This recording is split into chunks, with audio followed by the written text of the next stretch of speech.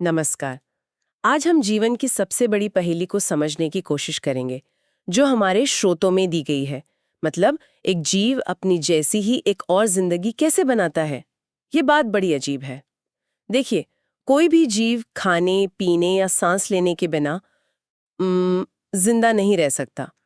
लेकिन जनन के बिना एक अकेला जीव आराम से अपनी पूरी जिंदगी गुजार सकता है। फिर भी प्रकृति इस एक काम के लिए बेहिसाब ऊर्जा खर्च करती है। तो सवाल ये है कि क्यों? क्योंकि ये सवाल किसी एक जीव के जिंदा रहने का है ही नहीं। अच्छा। ये पूरी प्रजाति, पूरी स्पीशीज के अस्तित्व का सवाल है। जनन के बिना हम और आप यहाँ होते ही नहीं। असल में जीवन का बस एक ही मकसद है, अपनी जानकारी, अपने ब्लूप्रिंट को अगली पीढ़ी तक पहुंचाना। और अगर वो इसमें नाकाम रहा तो उसका अस्तित्व हमेशा के लिए मिट जाता है। तो ये एक तरह की रिले रेस है, जहां हर पीढ़ी अगली पीढ़ी को बैटन पकड़ाती है। बिल्कुल। और वो बैटन है शरीर का ब्लूप्रिंट। हमारे स्रोत बताते हैं कि इस ब्लूप्रिंट का नाम है डीएनए, डीऑक्सीराइबो न्यूक्लिक एसिड। अरे, ये नाम तो जबानी तोड़ दे। हाँ, नाम थोड़ा मुश्किल है। आसान भाषा में क्या हम इसे शरीर की मास्टर रेसिपी बुक कह सकते हैं? बिल्कुल। रेसिपी बुक एक शानदार तरीका है इसे समझने का। इसी किताब में सब लिखा है। सब मतलब शरीर कैसे बनेगा, कैसे काम करेगा, सब कुछ। तो जनन का सबसे पहला और सबसे जरूरी कदम है इस पूरी रेसिपी बुक की एक और कॉपी तैयार करना। मतलब बिना किसी फोटोकॉपी मशीन के? हाँ, बिल्कुल। यहीं से कहानी दिलचस्प हो जाती है, क्योंकि जब हम हाथ से किसी किताब की नकल करते हैं तो गलतियां होना तो तय है। क्या यहाँ भी ऐसा ही होता है? क्या ये कॉपी एकदम परफेक्ट होती है? कभी नहीं। और यही प्रकृति का सबसे बड़ा राज है। अच्छा। यूं कहें कि गलतियां आ ही जाती हैं। एक मिनट। तो जीवन की सबसे जरूरी प्रक्रिया ही खामियों से भरी है। ये तो डिजाइन में एक बहुत बड़ी गड़बड़ लगती है। पहली नजर में ऐसा ही लगता है, लेकिन असल में प्रकृति की हर गलती एक लॉटरी टिकट की तरह है। Lottery ticket? हाँ, हजारों टिकट बेकार जाते हैं, लेकिन एक टिकट जैकपॉट हो सकता है। यही विभिन्नताएं, ये छोटी छोटी गलतियां ही जैव विकास यानी इवोल्यूशन का इंजन है। अच्छा, तो ये गलतियां असल में गलतियां नहीं बल्कि विकल्प हैं। जैसे एक उदाहरण था स्रोतों में, मान लीजिए ठंडे पानी में रहने वाले कुछ बैक्टीरिया हैं और ग्लोबल वार्मिंग की वजह से पानी गर्म हो जाता है। तो ज्यादातर बैक्टीरिया जिनके पास ठंडे पानी की रेसिपी थी वो मर जाएंगे। हाँ, वो मर जाएंगे। लेकिन सोचिए, अगर डीएनए कॉपी होने की किसी गलती की वजह से कुछ बैक्टीरिया के पास थोड़ी ज्यादा गर्मी सहने की क्षमता आ गई हो तो वो बच जाएंगे। वो उस लॉटरी का जैकपॉट होगा। सिर्फ वही बचेंगे और आगे चलकर उनकी पूरी पीढ़ी उस गर्म पानी में रहने के काबिल हो जाएगी। समझ गए। विभिन्नता के बिना एक झटके में पूरी प्रजाति खत्म हो सकती थी। बिल्कुल। कमाल है। तो जिंदा रहने के लिए बदलते रहना जरूरी है और बदलने के लिए ये गलतियां जरूरी हैं। ठीक है, तो अब देखते हैं कि प्रकृति ये कॉपी पेस्ट का काम कितने तरीकों से करती है।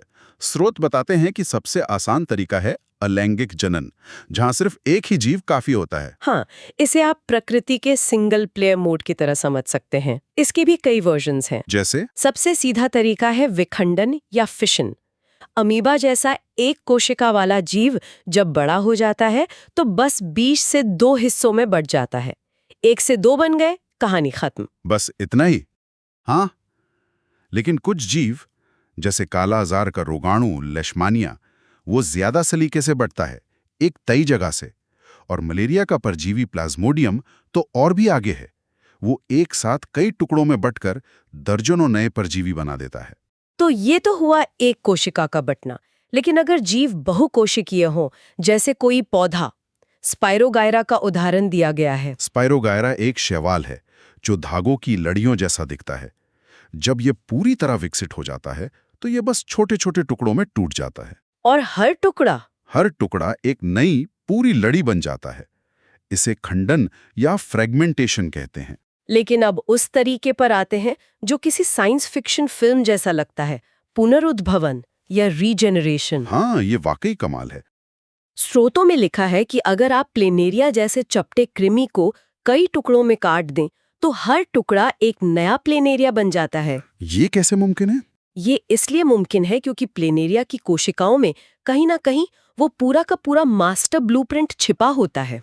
अच्छा, जब वो कटता है तो कोशिका उस ब्लूप्रिंट को पढ़कर शरीर के बाकी हिस्सों को दोबारा बना लेती हैं। हमारी त्वचा की कोशिका सिर्फ और सिर्फ त्वचा बनाना जानती है, वो आंख या दिल नहीं बना सकती। मतलब उसने अपना बाकी का ब्लूप्रिंट भुला दिया है? एक तरह से हाँ। मुझे यहाँ एक बात समझ नहीं आई। अगर प्लेनेरिया का एक टुकड़ा पूरा जीव बन सकता है तो ये जनन क्यों नहीं है? नतीजा तो वही है, एक से ज्यादा जीव। ये तो बस शब्दों का खेल लग रहा है। बहुत अच्छा सवाल है। हम इसे जनन इसलिए नहीं कहते क्योंकि ये एक सोची समझी प्रक्रिया नहीं है, बल्कि एक तरह का सर्वाइवल मैकेनिज्म है। मतलब किसी दुर्घटना के बाद जिंदा रहने का तरीका। बिल्कुल।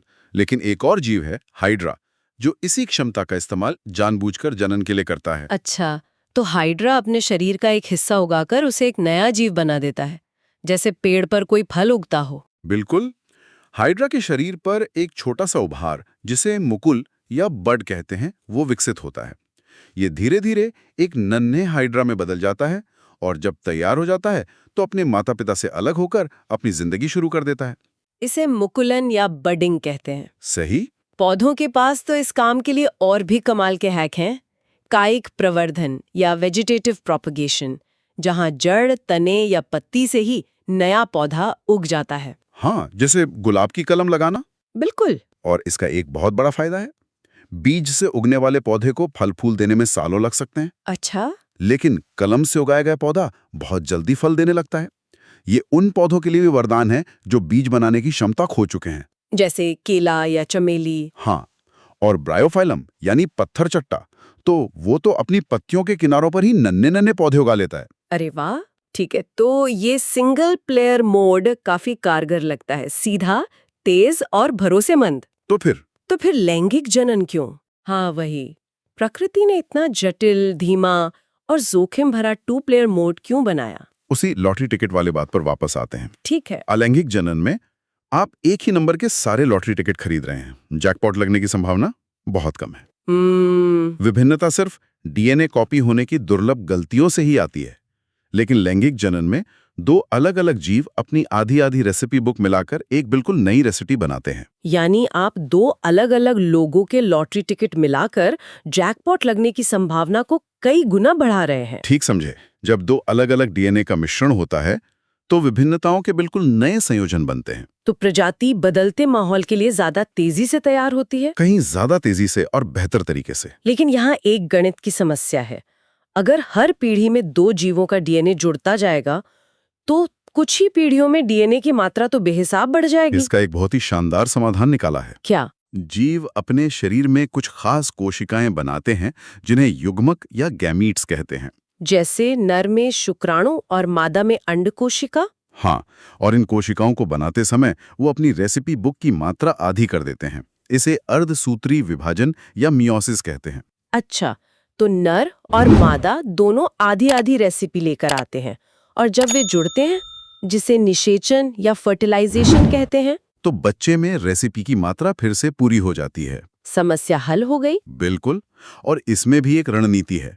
मादा युग्मक यानी अंड कोशिका बड़ी होती है और उसमें भविष्य के भ्रूण के लिए पोषण का भंडार होता है। और नर युग्मक? जबकि नर युग्मक यानी शुक्राणु छोटा और बहुत गतिशील होता है, जिसका एकमात्र काम तैरकर अंडे तक पहुंचना होता है। पौधे जो चल फिर नहीं सकते, वे ये काम कैसे करते हैं? वे अपना नर युग्मक मादा युग्मक तक कैसे पहुंचाते हैं? पौधे इसके लिए डाकियों का इस्तेमाल करते हैं। डाकियों का? हाँ, उनके जननांग उनके फूल में होते हैं। पुंकेसर नर हिस्सा है जो परागकण बनाता है। इन्हीं में नर युग्मक होते हैं और स्त्री केसर मादा हिस्सा है। तो ये परागकण स्त्री केसर तक कैसे पहुंचते हैं? इसी प्रक्रिया को परागण या पॉलिनेशन कहते हैं। इसके लिए पौधे हवा, पानी या मधुमक्खी और तितलियों जैसे जीवों को अपना डाकिया बनाते हैं। और जब ये चिट्ठी सही पते पर पहुंच जाती है, तब निषेचन होता है। परागकण से एक पतली नली निकलती है जो स्त्री केसर के अंदर बीजांड तक पहुंचती है, जहां मादा युग्मक इंतजार कर रहा होता है। और निषेचन के बाद? निषेचन के बाद वही बीजांड बीज में बदल जाता है और उसके चारों ओर का अंडाशय पककर एक स्वादिष्ट फल बन जाता है। तो फल असल में पौधे का एक तरीका है अपने बीजों को दूर दूर तक फैलाने का। कोई जानवर फल खाएगा और बीज कहीं और जाके गिरा देगा। बहुत चालाक। हाँ, प्रकृति बहुत चालाक है। अब आते हैं उस प्रजाति पर जिसमें हमारी सबसे ज्यादा दिलचस्पी है, इंसान। इंसानों में ये प्रक्रिया यवनारंभ या प्यूबर्टी से शुरू होती है। ये किशोरावस्था का वो दौर है जब शरीर जनन के लिए तैयार होना शुरू होता है। हाँ, कुछ बदलाव तो लड़के लड़कियों में एक जैसे होते हैं, जैसे कुछ खास जगहों पर बालों का उगना। बिल्कुल, लेकिन कुछ बदलाव लैंगिक परिपक्वता के खास संकेत होते हैं। जैसे लड़कियों में स्तनों का विकास और मासिक धर्म यानी पीरियड्स की शुरुआत, और लड़कों में दाढ़ी मूंछ का आना और आवाज का भारी होना। हाँ, ये सब शरीर के अंदरूनी हार्डवेयर के एक्टिवेट होने का सिग्नल है। तो ये हार्डवेयर काम कैसे करता है? नर जनन तंत्र का मुख्य काम है शुक्राणु बनाना और उन्हें मादा शरीर तक पहुंचाना। इसका मुख्य अंग है वृषण या टेस्टिस, जहां शुक्राणु बनते हैं। और ये शरीर के बाहर एक थैली में होते हैं? हाँ, वृषण कोश में, क्योंकि इन्हें बनने के लिए शरीर के सामान्य तापमान से थोड़ा कम तापमान चाहिए होता है। और मादा जनन तंत्र? मादा जनन तंत्र में अंडाशय या ओवरी होती है, जहां अंड कोशिकाएं बनती हैं। हर महीने एक अंडा परिपक्व होकर अंडाशय से निकलता है और अंडवाहिका या फैलोपियन ट्यूब में आ जाता है। और निषेचन भी वहीं हो सकता है? हाँ, बिल्कुल। तो चलिए इस पूरी प्रक्रिया को एक कहानी की तरह देखते हैं। मैथुन के दौरान लाखों शुक्राणु योनि मार्ग से अपनी यात्रा शुरू करते हैं। और ये एक बहुत ही मुश्किल दौड़ है। लाखों में से सिर्फ कुछ 100 ही अंडवाहिका तक पहुंच पाते हैं। सिर्फ कुछ 100? हाँ, और अगर वहां उन्हें एक अंड कोशिका मिल जाती है तो उनमें से सिर्फ एक ही उसे निषेचित कर पाता है। और जैसे ही निषेचन होता है, एक नई जिंदगी का ब्लूप्रिंट तैयार हो जाता है। फिर क्या होता है? वो निषेचित अंडा, जिसे अब युग्मनज या जायगोट कहते हैं, वो विभाजित होना शुरू कर देता है और एक गेंद जैसी संरचना यानी भ्रूण बना लेता है। और फिर? यह भ्रूण गर्भाशय तक की यात्रा करता है और वहां की मोटी दीवार में जाकर स्थापित हो जाता है। और फिर एक अद्भुत संरचना का विकास होता है जिसे प्लेसेंटा या अपरा कहते हैं। ये प्लेसेंटा क्या है? एक तरह का लाइफ सपोर्ट सिस्टम? एकदम सही। यह एक ऐसा अंग है जो आधा माँ का होता है और आधा बच्चे का। इसी के जरिए माँ के खून से बच्चे को ऑक्सीजन और सारा पोषण मिलता है। और बच्चे के शरीर का कचरा? वो भी इसी के जरिए माँ के खून में वापस चला जाता है। इस सुरक्षित माहौल में भ्रूण लगभग 9 महीने तक विकसित होता है और फिर शिशु का जन्म होता है। लेकिन क्या होता है जब अंडे का निषेचन नहीं होता? लाखों शुक्राणु अपनी मंजिल तक नहीं पहुंच पाते या वहां कोई अंडा होता ही नहीं है? गर्भाशय हर महीने एक संभावित भ्रूण के स्वागत की तैयारी करता है। कैसी तैयारी? उसकी अंदरूनी दीवार मोटी, नरम और खून की नलियों से भरपूर हो जाती है। एक तरह से मेहमान के लिए कमरा सजाया जाता है। और जब कोई मेहमान नहीं आता, यानी निषेचन नहीं होता, तो उस तैयारी की जरूरत नहीं रहती। तब वो पूरी परत धीरे धीरे टूटकर शरीर से बाहर निकल जाती है।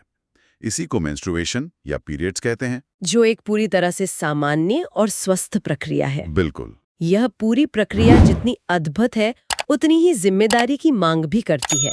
स्रोत में जनन स्वास्थ्य पर भी काफी जोर दिया गया है। हाँ, क्योंकि यौन क्रिया सिर्फ जनन से ही नहीं बल्कि स्वास्थ्य से भी जुड़ी है। इसके जरिए कई रोगों का संक्रमण हो सकता है, जिन्हें लैंगिक संचारित रोग या एसटीडीज कहते हैं, जैसे गोनोरिया, सिफिलिस और सबसे चर्चित HIV एड्स। सही कहा। स्रोत बताते हैं कि कॉन्डम जैसी बाधाओं का इस्तेमाल इनसे काफी हद तक बचाव कर सकता है। और जब कोई गर्भधारण के लिए तैयार न हो तो गर्भनिरोधन के तरीकों का भी जिक्र है। बिल्कुल। आज विज्ञान ने गर्भ को रोकने के कई सुरक्षित तरीके दिए हैं। कॉन्डम जैसे यांत्रिक अवरोध हैं, हार्मोनल गोलियां हैं जो अंडे को निकलने से ही रोक देती हैं। कॉपर टी जैसी युक्तियां हैं। हाँ, और स्थायी समाधान के लिए पुरुषों और महिलाओं दोनों के लिए नसबंदी जैसी सर्जिकल प्रक्रियाएं भी मौजूद हैं। इसी से जुड़ा एक गंभीर सामाजिक मुद्दा भी श्रोत्र उठाते हैं, कन्या भ्रूण हत्या। हाँ, ये एक बहुत ही चिंता का विषय है कि गर्भ को हटाने की तकनीक का दुरुपयोग कुछ लोग लिंग का पता लगाकर कन्या भ्रूण की हत्या के लिए कर रहे हैं।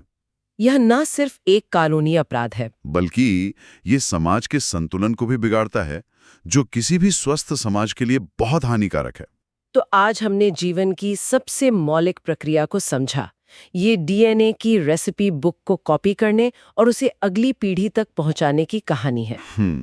एक ऐसी कहानी जो कभी भी परफेक्ट नहीं होती, और इसी अपूर्णता में ही जीवन की सुंदरता और विकास का राज छुपा है। हमने देखा कि कैसे एक कोशिका के साधारण बंटवारे से लेकर इंसानों की जटिल लैंगिक प्रक्रिया तक लक्ष्य एक ही है, प्रजाति की रिले रेस को जारी रखना। बिल्कुल। और इस रेस को जीतने के लिए विविधता ही सबसे शक्तिशाली हथियार है। अंत में हमारे स्रोत एक विचारणीय प्रश्न छोड़ते हैं। हम अक्सर बढ़ती जनसंख्या को जीवन स्तर में कमी का कारण मानते हैं, हाँ, ये एक आम धारणा है। लेकिन स्रोत हमें सोचने पर मजबूर करते हैं कि क्या समस्या सिर्फ संख्या की है या संसाधनों के असमान बंटवारे की। मतलब? क्या हमारे समाज में मौजूद सामाजिक और आर्थिक असमानता इस समस्या के लिए कहीं ज्यादा जिम्मेदार है? ये एक ऐसा सवाल है जिस पर शायद हम सबको सोचने की जरूरत है।